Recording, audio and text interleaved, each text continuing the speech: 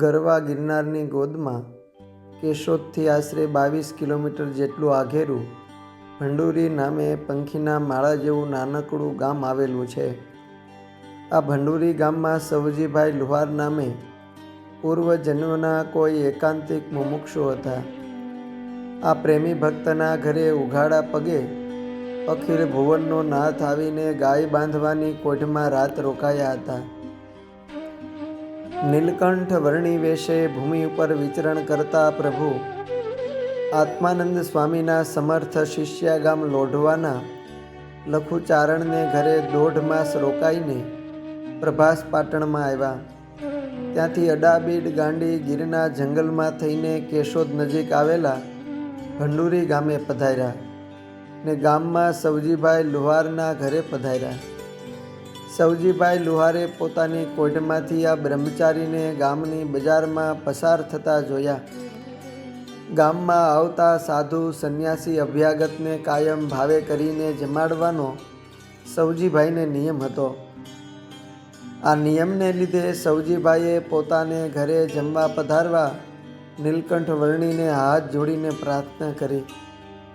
વર્ણીએ કહ્યું કે અમે સ્વયંપાકી છીએ એટલે કોઈને ઘરે જમવા જતા નથી.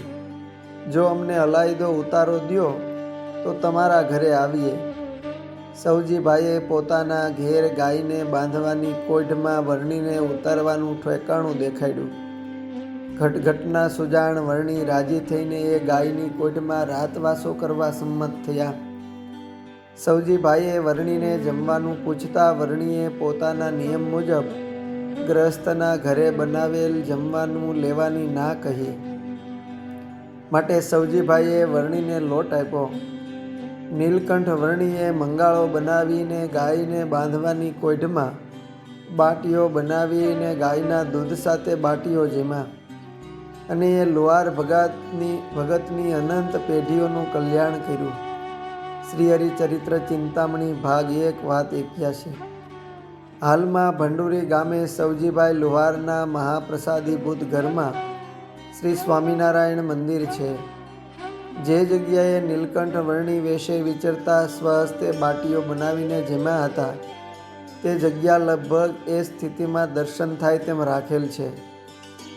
નિષ્કુળાનંદ સ્વામીએ શ્રી ભક્ત ચિંતામણીના પ્રકરણ 113ની કડી 39માં આ ભંડુરી ગામના ભક્ત સવજીભાઈ લુહારને ચિંતવતા લખ્યું છે કે સત્સંગી લુહાર સવજી વસે ભંડુરીએ ભયતજી ભક્ત અનુપ અજાયવ ગામે શેઠ નાયો ને ભાણજી નામે. અસ્તુ. જય સ્વામિનારાયણ.